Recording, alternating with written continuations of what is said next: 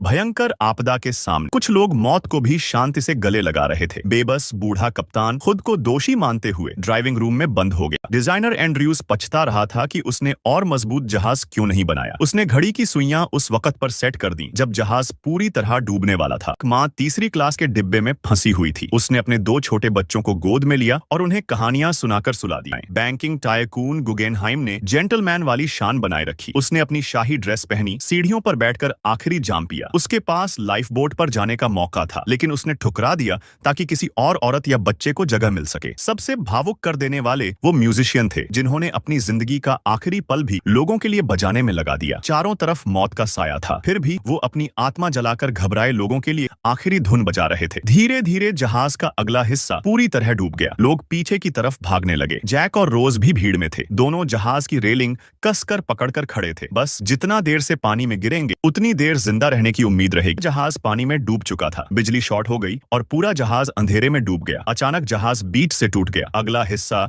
समुद्र में धंस गया और पीछे का भारी हिस्सा ऊपर उठकर एक झटके से नीचे गिरा। फिर आगे के हिस्से के खिंचाव से जहाज का पिछला भाग सीधा खड़ा हो गया और तेजी से डूबने लगा। रोज की आंखों में निराशा थी, पर जैक लगातार उसे हिम्मत देता रहा। हम जरूर बचेंगे रोज, मुझ पर भरोसा करो, मुझे तुम पर भरोसा है। आखिरकार टाइटैनिक पूरी तरह डूब गया। दोनों समुद्र की लहरों में बह गए। रोज के पास लाइफ जैकेट थी, वो ऊपर तैर आई, लेकिन घबराए लोग उसे पकड़कर नीचे खींचने लगे। जैक ने तैरकर रोज को बचाया और उसे खींचकर एक लकड़ी के तख्त पर चढ़ा दिया, लेकिन वो तख्ता सिर्फ एक इंसान का वजन उठा सकता था। जैक ने रोज को चढ़ाया और खुद पानी में रहा। करीब 1500 लोग एक साथ ठंडे अटलांटिक में गिर पड़े। चीख पुकार गूंज रही थी। एक नाविक सीटी बजा बजाकर मदद बुला रहा था। ब्राउन महिला ने सबको कहा कि वापस चलो और लोगों को बचाओ, मगर कोई सुनने को तैयार नहीं था। नाविक ने तो धमकी तक दे दी कि अगर उसने और कहा तो उसे भी समुद्र में फेंक देंगे। सिर्फ एक नाविक हेरोल्ड ने हिम्मत दिखाई। उसने यात्रियों को इकट्ठा कर एक लाइफ बोट को खाली करवाया ताकि बचाव किया जा सके, लेकिन तब तक बाकी नावें दूर जा चुकी थीं और लोग बस ठंडी निगाहों से मौत का तमाशा देखते रहे। धीरे धीरे चीखें भी बंद हो गईं। ज्यादातर लोग ठंड और डर से मर चुके थे। रोज कांप रही थी। जैक भी अपनी आखिरी सांसें ले रहा था। उसने रोज से कहा, तुम जरूर जिंदा रहोगी, शादी करोगी, बच्चे होंगे, तुम्हारी जिंदगी आगे बढ़ेगी। रोज ने वादा किया। थोड़ी देर बाद जैक ने आंखें बंद कर दी और हमेशा के लिए रुक गया। रोज के पास जीने का कोई मकसद नहीं बचा था। वो भी डूबने का सोच रही थी। तभी उसे जैक से किया वादा याद आया। उसने